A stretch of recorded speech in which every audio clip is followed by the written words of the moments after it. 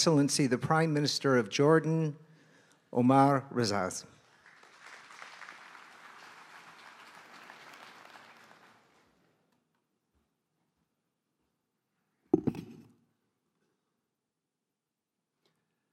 Bismillah ar-Rahman ar-Rahim.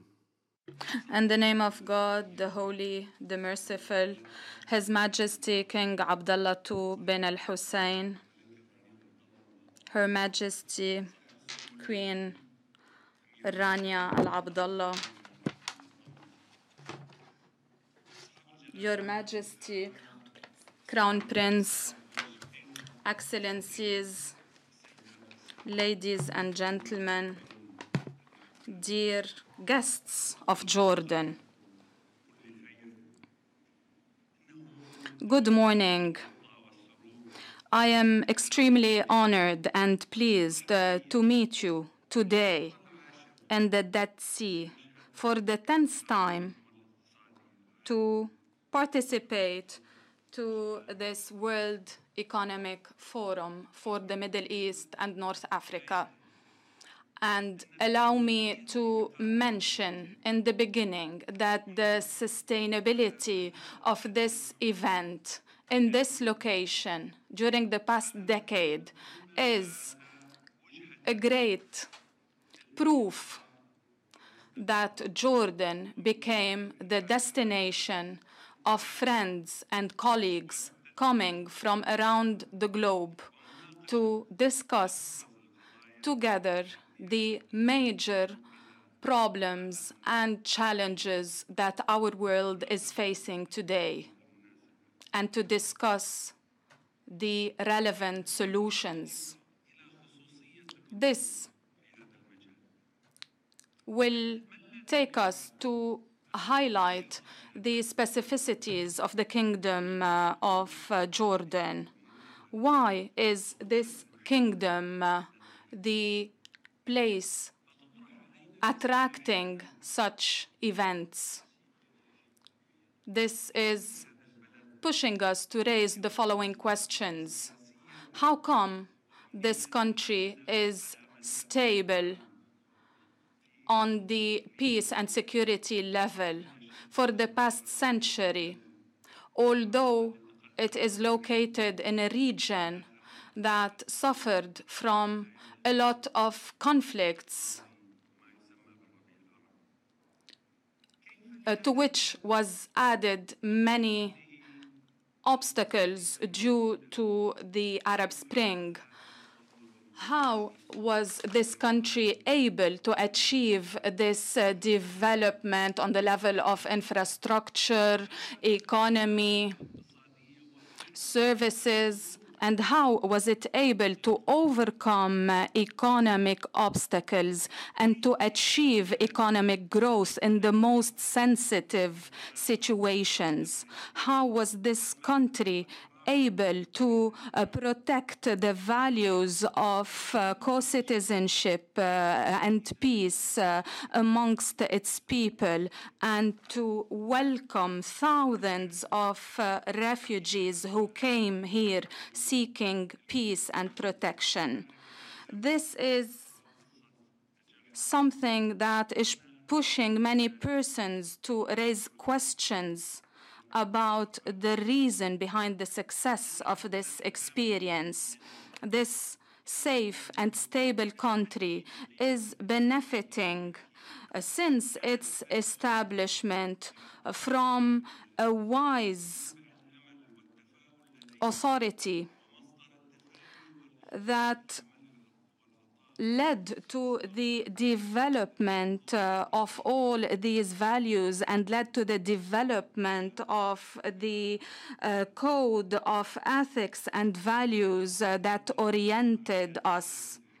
In fact, the people of Jordan, with its authority, had centuries of good positive relationships governed by the best interest of the kingdom and by values that all relevant parties are committed to. If we want to summarize this whole topic, we would say that Jordan excelled during its history in changing challenges into opportunities and in investing in sensitive times as per an ethical code of conduct, pinpointing the fact that the Jordanian citizen is the added value of this country. And today, when we read the main titles of this World Economic Forum, be it the fourth industrial revolution, entrepreneurship, environment challenges, climate change, or international peace and justice, we understand why Jordan was the destination for all of us. And we understand why Jordan is part of the solution, be it on the regional level or the international level.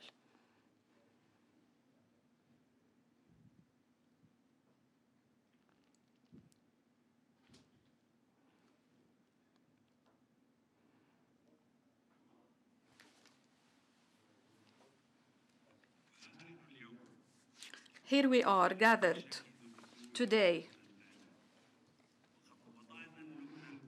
before the beginning of our second millennium, paving the way for economic development and prosperity based on the rule of law and the complementarity of economic development and social development. All those axes evolve around the life of our citizens. Therefore, we are adopting procedures that are continuously assessed as per the system of quality and efficiency, and therefore our concentration is focusing, as His Majesty King Abdullah II bin Hussein said, on economic development and its impact on the youth and on the labor market. We have adopted a growth strategy that focuses on short, medium, and long-term objectives, and we are trying to enhance the livelihoods of Jordanian citizens in order to ensure good quality services, be it on the level of the services, infrastructure,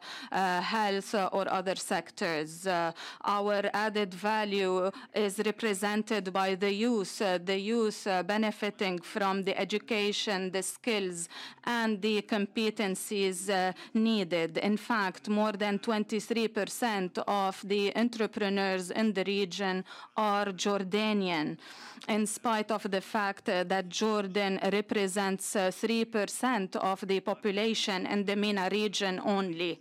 Let us not forget the capacity of Jordan to export high-quality services towards several countries in the MENA region and around the world. We are also convinced that the road leading to sustainable economic development should require an increase in Jordanian, Arab, and international investments. In fact, we have a great strategic location in addition to many trade agreements allowing us to export our goods towards Europe, the United States, Africa, and the Middle East. In addition to that, we look forward to play a pivotal role in reconstructing the countries of the region. The indicators are all positive.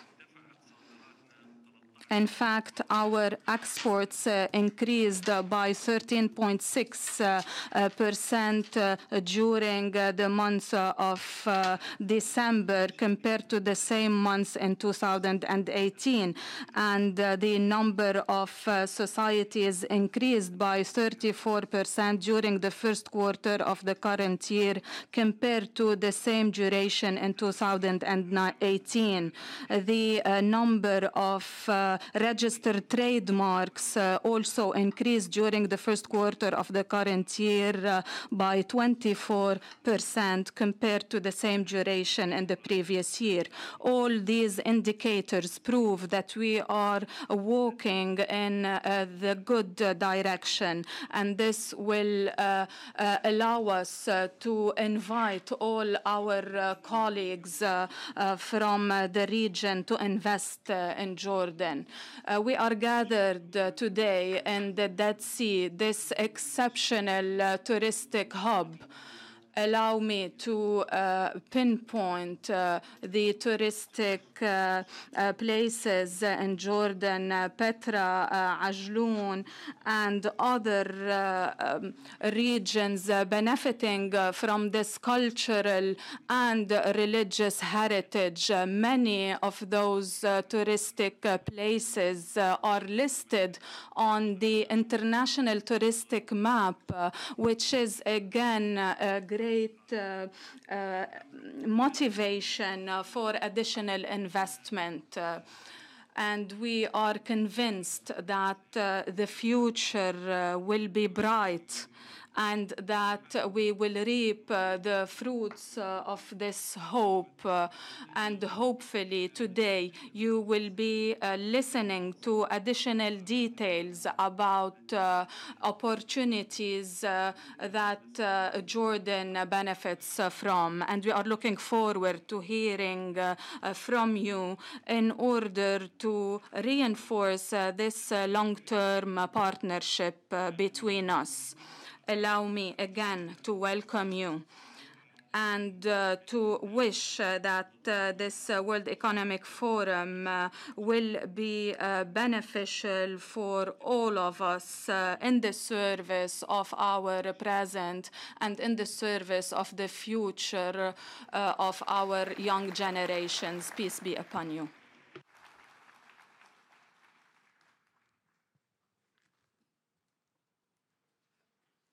Thank you, Your Excellency, for that very inspiring message. We're now in for a very special treat. We're going to take a journey through Jordan, a very special journey. We're going to see Jordan through the eyes of some very talented young Jordanians who come from a Montessori school and are trained by Lara Atala. Please give them a warm welcome.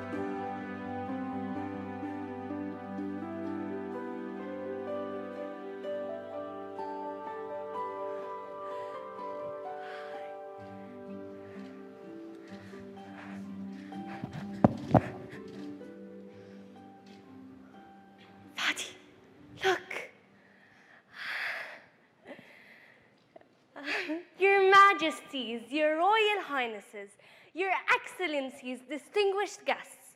My name is Zina and I'm 14 years old. Hello, bonjour, hola, ni hao, marhaba. How is everyone doing today? My name is Fadi and I'm 13 years old and we are from Petra. And today we are going through a journey to Jordan and its wonderful cities. But first, may I ask, who here is a parent? Thank you for being parents, because everything you do for us shapes us and the future of the world. I love watching my father at work and love hearing his stories. When I grow up, I want to be just like him.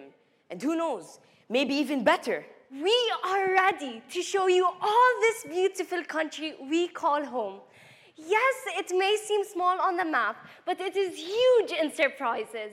We invite you all to join us on an adventure to show you Jordan through our eyes. Petra, as you may know, is also called the Red Rose City because it is carved out of multicolored rock. These rocks are mostly pink, with swirls of brown, red, and purple. An artistic masterpiece of nature. The treasury, the monastery tombs, the Nabatean amphitheater, and cave dwellings are all carved out of these rocks. Can you imagine that the Nabateans did all that without using today's tools nor electricity? Wow. Petra was chosen as one of the new wonders of the world in 2007, where 100 million people voted. 100 million people? Yeah. 100 million people from all over the world voted for us? Yeah. I'm so honored. So am I. More than 2,000 years ago, Petra was a really important place because of its location at crossroads between north and south and east and west. Petra was an extremely wealthy capital for the Nabateans, especially due to its trade routes and products. We, as the modern descendants of the Nabateans, welcome you with open arms and would love to show you our way of life, from our traditional dress, food, culture, such as the proper way to wear a shmagh. I'm always showing tourists how to put on a shmagh. Imagine transforming Petra from a place you visit to something you experience. Imagine working together to bring back Petra to what it once was. Or even better, a haven for sharing ideas and a melting pot for a variety of cultures. And now, we come to our next destination, the amazing Wadi Rum. Did you know that millions of years ago, all of this was under the sea? What? The big mountains as well? Yes, they were all made underwater. That's why they look so weird and cool. Valley of the Moon. I camped in Wadi Rum with my father once. There was no light at all, just the light from the moon and the beautiful stars. I usually never stop talking, but the silence was just too beautiful to disrupt. I remember laying down there and looking up at the stars and realizing how big the universe is. The desert is so vast as well. I mean, the dunes, the huge mountains, it's so much fun there. I met these people once where they spent weeks hiking and riding horses. All this talking is making me hungry. Zarb. Oh, yummy. I really enjoy how the Bedouins prepare the zarb.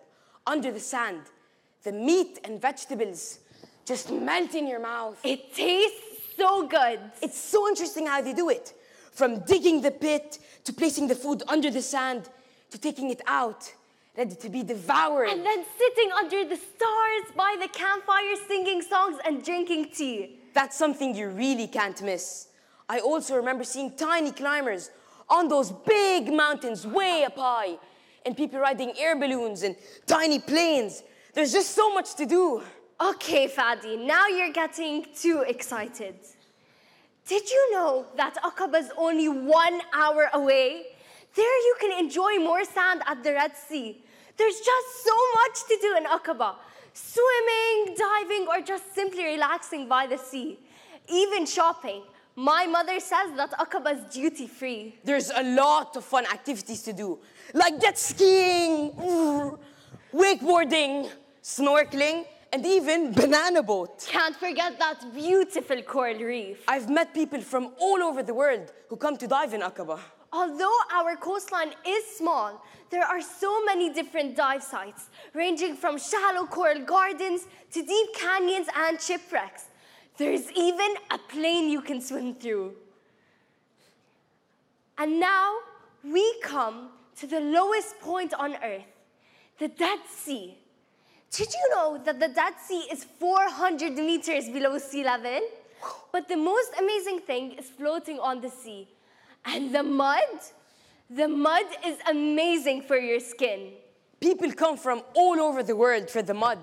Yes, it is located on the lowest point on Earth and has the highest levels of oxygen, which does wonders for your health. It has incredible healing powers. That's because it's one of the saltiest bodies of water on Earth. It's literally the largest natural spa in the world. The Dead Sea is our hidden secret to perfect skin. You get it? Secret. Oh, Fadi. Imagine a whole skincare city built in this magical place. Our journey continues from deserts to forests, from sand to trees, from hot to fresh breezes. We enter H.R.H. I would like to be the Roman governor of that awesome city, H.R.H. Yes, I love the colonnaded streets and the temples and the history. It's just so nice. They have beautiful hippodromes, like cool Roman chariot shows, Roman soldier marches, and even gladiator shows. They have so much festivals. I once watched Placido Domingo singing in a 1,500-year-old amphitheater in the open air. It was just so majestic. H.R.H. is another crossroad between trade and culture. Adam Smith said that trade and commerce is the best way to peace. Speaking of peace, we are also the regional makers and exporters of peace, which brings us to our next destination, where peace and harmony are instilled within us: religion. The baptism site. There are 34 Christian sites in Jordan, which have been mentioned in both the Old and the New Testaments. We are blessed to have the history of two main religions, to have the same chance to walk the same path as Jesus and Moses. Jesus Christ was baptized by John the Baptist in Jordan, where the roots of Christianity began, Bethany beyond the Jordan. The early pilgrims used the Bethany area as a route between Mount Nebo and Jerusalem via the Jordan River. The site was inscribed in the World Heritage List in July 2015. It belongs to you all. We are the custodians, and we are proud to say that it has been preserved the way Jesus and John saw. Therefore, we are blessed to have the same chance to experience the wilderness of John the Baptist and the biblical stories in their original setting. Whatever we say about the baptism site will never be enough.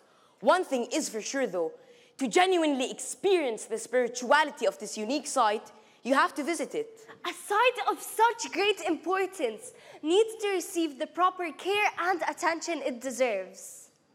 Imagine a village hosting people from all over the world under the umbrella of love and spirituality. And now, we come to our final destination, the beautiful Amman, the heart of the thriving nation. A representation of all the diversity in Jordan, in one city, one large city with 4 million surrounding neighborhoods. Amman grew from a village to a city, with the sense of friendliness still embedded in those who live in it. Opportunities that still thrive and blossom. I met a friend once, and she told me that you can make it big in this city. You can be someone. You can make an impact, she said. I want to be a doctor because the doctors of Amman are all well-educated, well-prepared. They work in super hospitals with all types of futuristic equipment. My dad says that we are the leaders in the region in many medical fields. I want to be a businesswoman. I keep seeing all these CEOs who are women like me, leading large companies like telecommunications, medical, and even governmental. There's so much to do. But for now, let's keep on learning and dreaming until we figure it out and go to university. Or I can work in the movies. There is a Royal Film Commission that connects local talents with both local and international productions. Yes, many movies were filmed here. Indiana Jones and the Last Crusade. Last Day on Mars. Transformers. Mission to Mars. Star Wars. The Hurt Locker. And many more. Also, the upcoming movie of Aladdin. And hopefully, way more to come. Imagine building the first state-of-the-art facility here in Jordan with different studios. Jordan and the Jordanians have so much to offer. We are the gateway to the world, and we are ready. This is the connector of worlds, where West meets East, where North meets South. This is where we should all meet, have our exhibitions, our cross-cultural weddings, our sessions, our training workshops. This is Jordan. Your Majesties, Your Royal Highnesses, Your Excellencies, distinguished guests, it has been an honor to have you with us on such an amazing journey through our country. And we hope that you not only hear what we have to offer as a country and go experience it all yourselves. I assure you, it will be an experience like no other. We are the leaders of tomorrow. Your actions will define our future. We will continue paving the path you are paving for us now, bestowed on you by your parents. We are the leaders of tomorrow, and for a better future. For the future.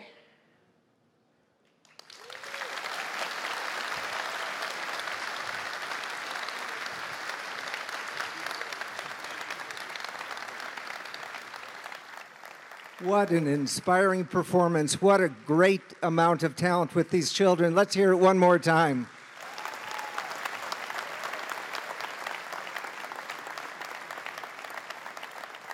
Jordan has inspired and impressed travelers for thousands of years now. And more recently, it's beginning to impress business people as a prime opportunity for investment. Well, in my role as a journalist who covers the global travel industry, I see certain trends emerge. And one of the things that travelers are looking for right now is impact. It's meaning in their travels, and impact not only for themselves, but also for the communities that they visit. They want to make a positive impact. When they come to Jordan and they see its historical sites, its natural beauty, its culture, its people, it checks all the boxes. And what we're going to be hearing soon is some ways in which 5 sectors of tourism are particularly driving this and driving the need for investment. And Jordan not only talks the talk, it walks the walk. I was here about a little more than a year ago, and part of the reason I was here was the Jordan Tourism Board partnered with Tourism Cares, an industry nonprofit, to create the meaningful map of Jordan. And on this map, it showed tourists where they could go to have an experience that was off the beaten path, but with an authentic flavor to it that you really just don't see in other countries. The 5 areas that my panelists are going to be speaking about now are cinema-inspired tourism, religious tourism, the Wadi Musa area, well-being tourism, and adventure tourism. So as soon as the chairs are in place, I'm going to bring up the rest of the panel. But I do want to reiterate that Jordan, in its unique position here in a world, and as was mentioned earlier, it is a haven of peace, it is a haven of tolerance, it's a haven of inclusion. And these things do not go unnoticed by the world travelers today. And that is why you're seeing the numbers increase and why it is really an unusual investment opportunity as well. So I think we're about ready. And if I could please have with me my distinguished panelists. Join me on stage, please.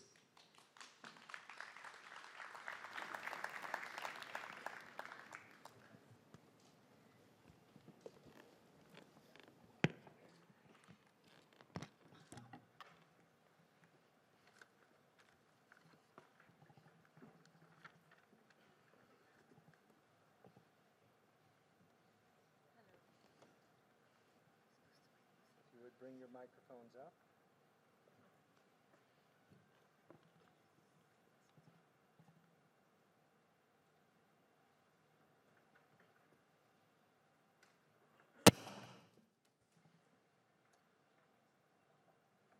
Hello?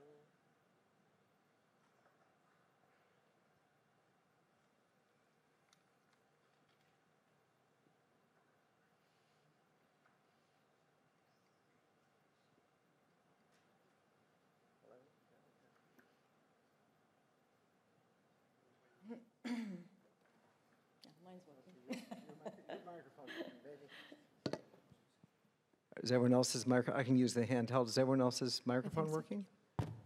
Okay, I'll use the handheld. Okay. I'd like to begin with Royal Highness Princess Reem Ali, a member of the film industry's, member of the board of the Royal Film Commission. So the film industry seems to have discovered Jordan as a fantastic movie set. And there are currently there's currently films in production, other ones on the horizon, but I'm wondering if the current production facilities are adequate, whether there's trained personnel, whether you're fully exploring the potential for developing a Jordanian tourism that will also train members of the communities who live near the film sites. Absolutely. Thank you so much, Anni, and thank you all for being here, Your Majesties, Your Excellencies, Your Royal Highness. So I'll just go very quickly to answer your question, but I'd just like to give an overview of what film tourism in Jordan is really about. So we're going to be talking briefly about the economic impact of productions, that's film and TV, why Jordan is the ideal place for productions, and that will include an answer to your question about crews, skills, and how it works with the local communities. And film tourism as an opportunity for growth. And I might add at the outset that none of this really would be possible without the enabling environment that has been created by His Majesty for all this to really thrive and take place in our country.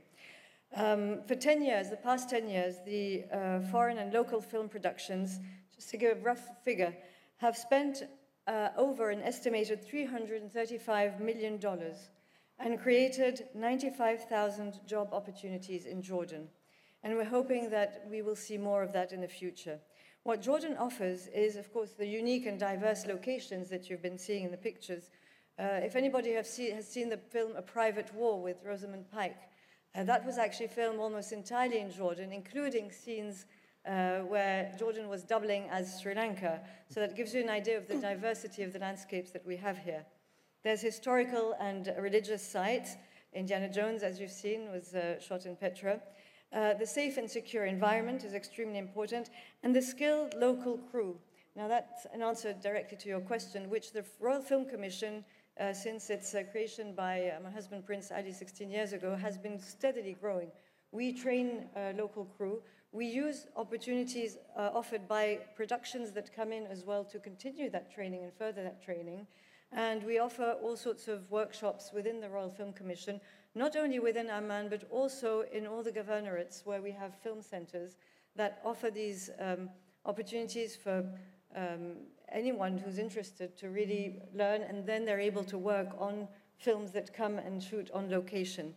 And we've had a lot of success, local communities actually asking us to keep going, to continue these programs, to really provide what we can to facilitate films, because they're benefiting so much from that. There's a diversity of people also that's very important when it comes to casting, for example. English is widely spoken, as I'm sure you all know, and we have wide support from the government, especially from the Ministry of Tourism, the Jordan Tourism Board, and support from the Army. Thanks to the Royal Film Commission, in addition to that, there's easy administrative procedures. It's a one-stop shop.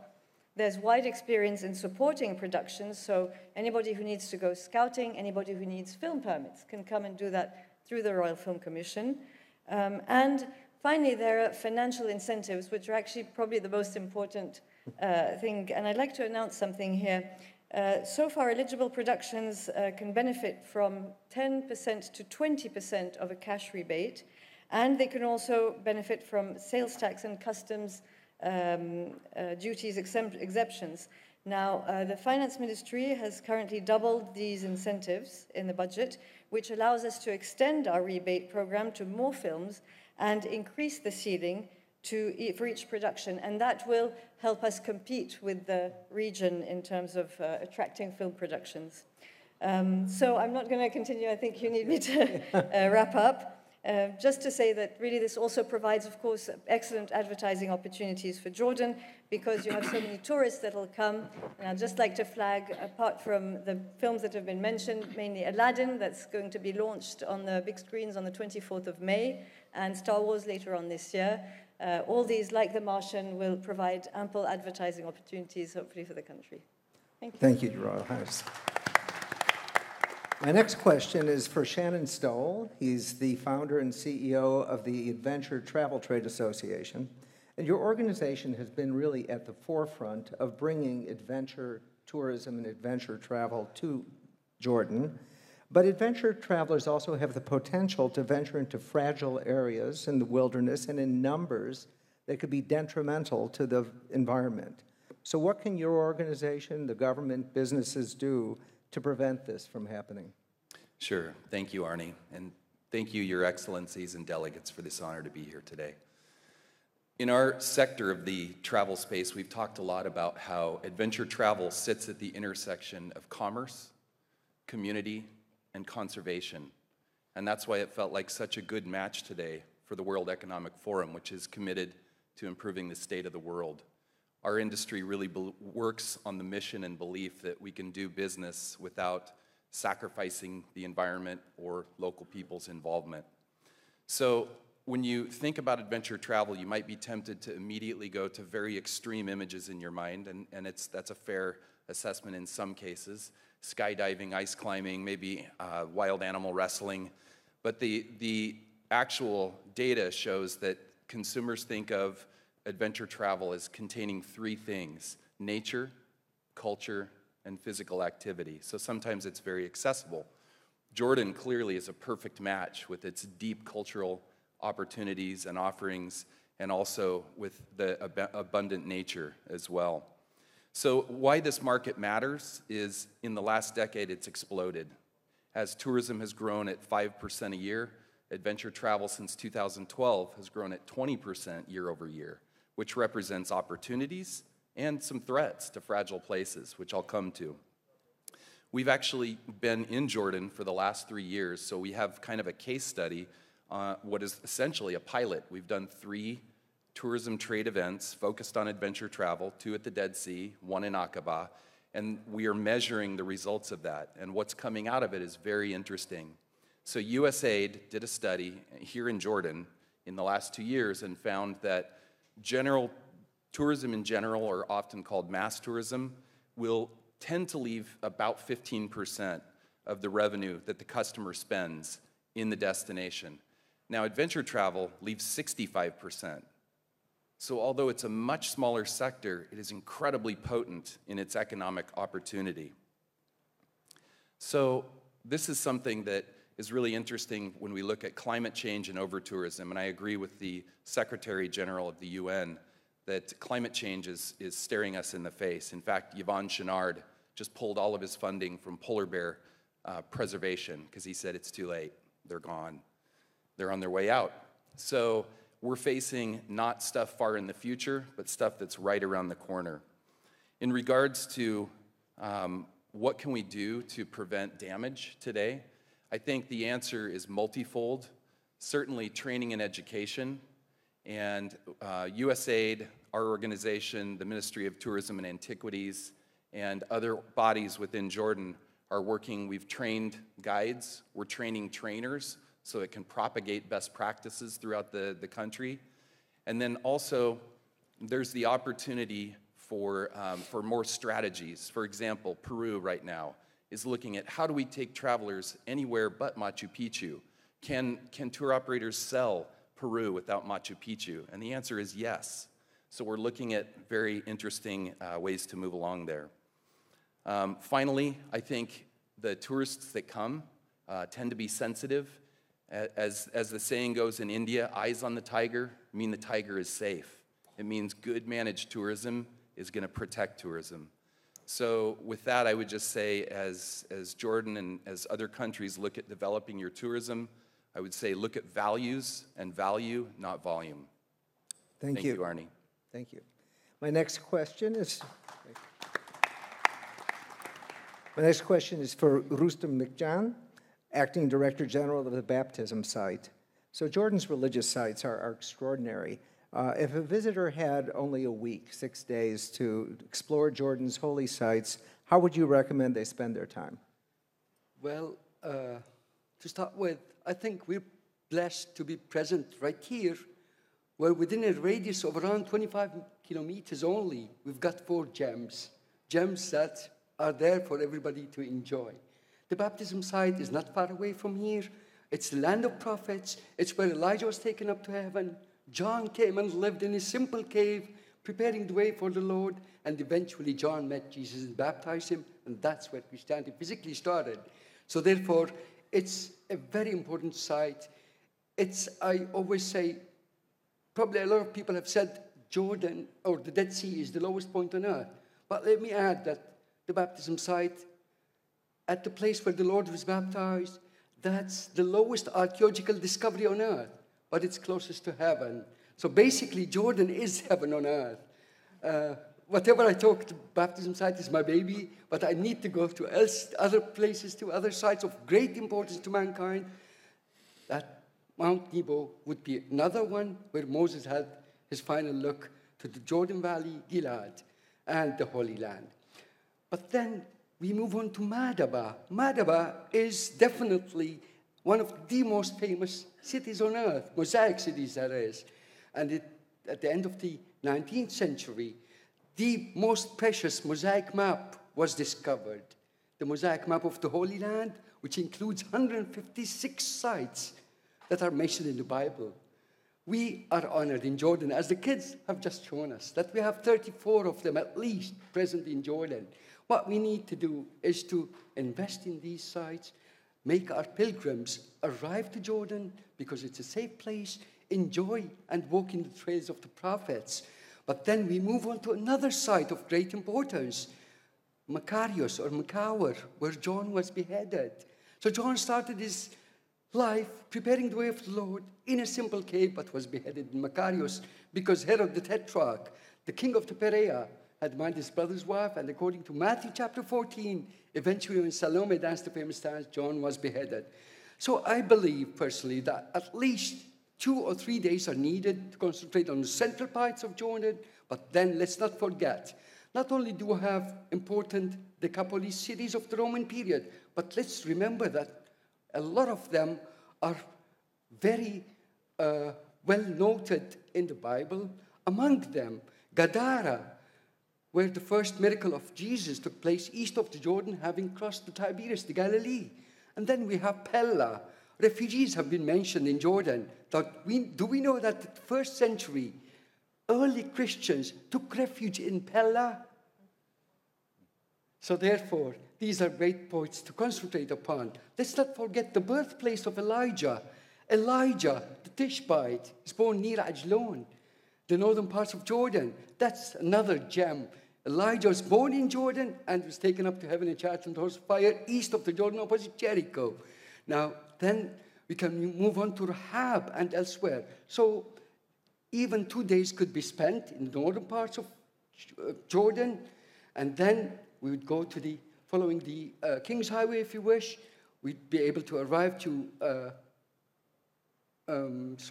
Petra, Aaron's Shrine, and then arrive to the lowest museum on earth, Lot's Cave.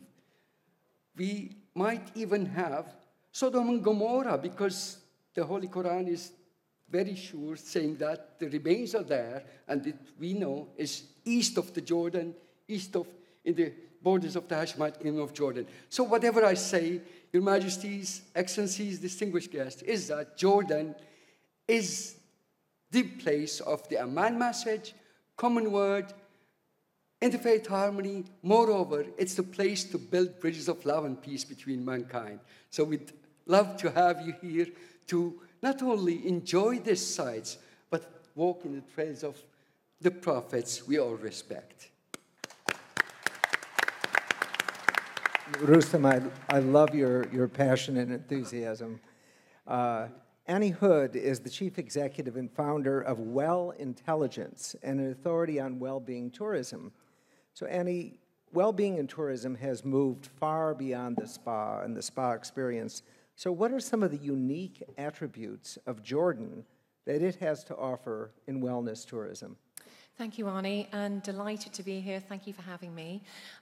Before I move into what I think is the 3 key foundational pillars for Jordan's position to win in wellbeing tourism, let me just give you a little window on the world in terms of where that sits.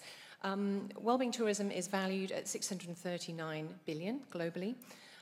It's the fastest growing tourism sector, and in the MENA region, we had 11 million visitors to this region in 2017, and that was an uplift from 8.5 million in 2015, the value of 10.7 billion. So it's growing fast, which is fantastic. What is also fantastic is that it's just tipping into mainstream.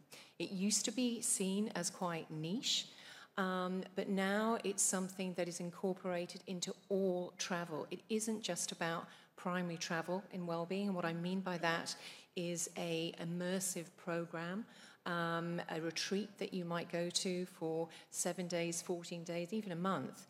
Well-being is something that everybody wants when they travel, and what that means is it's no longer an option to include. It cannot be ignored. So, the 3 key pillars for Jordan. The first, I think, is hard science. And the fabulous children gave me a lovely platform to launch into this. And where we are now at the Dead Sea, your oxygen levels, the clinical proof of being here from a healing perspective are second to none.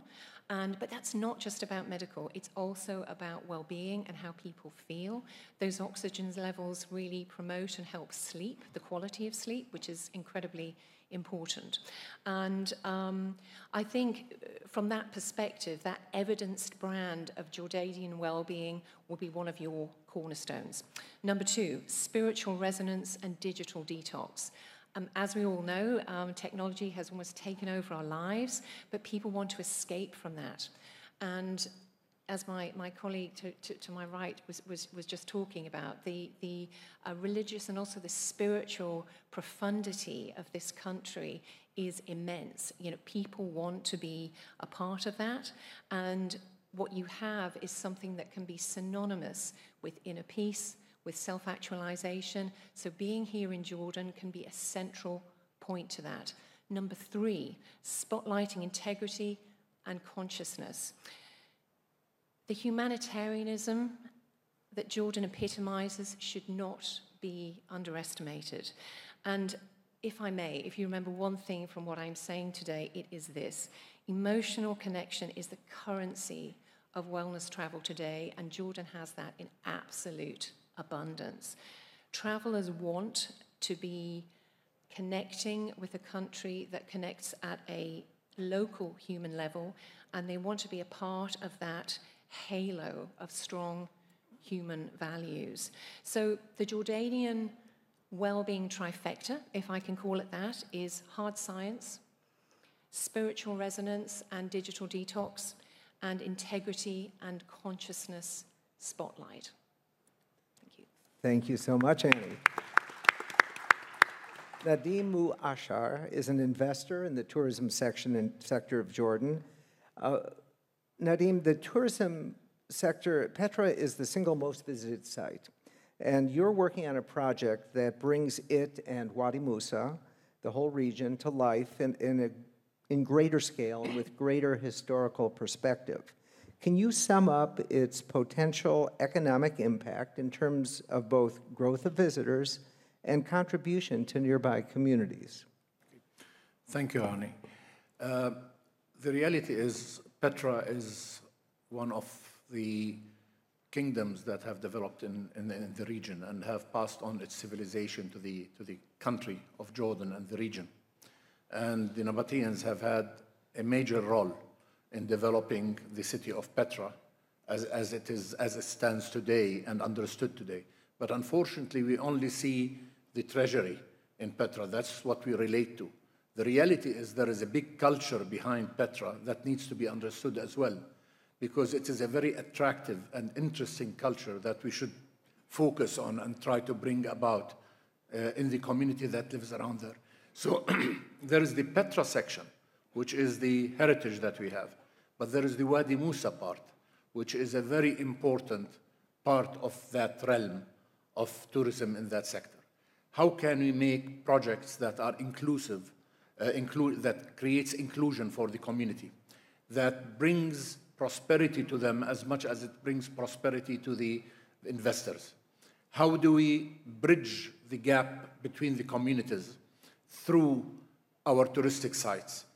It's very important for us to remember that tourism thrives on the human integration, and it also thrives on the understanding of culture, of each other, and finally, it all happens in a very joyful and happy mood. It's in a happy platform, and that's the time to reach out to people and really try to connect to them as well as we can. One of these steps that I would like to, if time allows me, because time's up. Please continue. All right. The most important part for us is to see how we can get the country to work as a whole. The youth in the country will be the engine that will drive these sites. We are not giving them a chance enough to come into play in the process of planning for these cities. And I think it's very important to use the academic base, which forms almost a third of the population, the academic base, the students, to be part of that developmental platform. And this can happen by getting students from universities who are studying the arts and the culture, and to come in and do a term or a quarter in Petra or in H.R.H, in the areas where there is that richness of heritage and engineering and art and etc. How can we bring them to be engaged in this and really develop Wadi Musa to become the center of art, culture, and equestrianship? This is a very important stage which we can do through the academia by improving our academics there for applied learning and bringing people to exhibit their artwork, do their artwork there, create a platform of big park in the Wadi sides, not the Wadi itself, on the sides of the Wadi, to become the exhibition area, where people integrate between the students, the visitors, the community. And the benefit of the community from all of that is they will be the people who will create lodging for the students coming in. And if we start a system of creating digs for students, can you imagine the integration of Petra, the Wadi Musa, and the whole concept starts shaping up a lively Wadi Musa with the youth exhibiting their artwork, doing their researches in certain areas of engineering and architecture because of the wealth of knowledge we have in the Nabatean kingdom.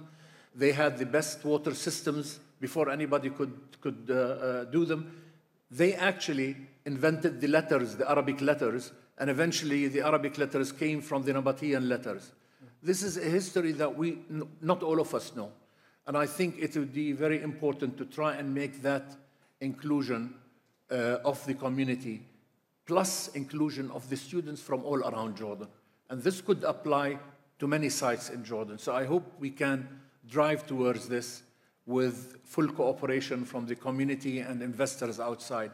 Equestrianship is very important because we want to move and lift up the horse handlers to become Fursan al-Petra, the Knights of Petra, who really do shows and do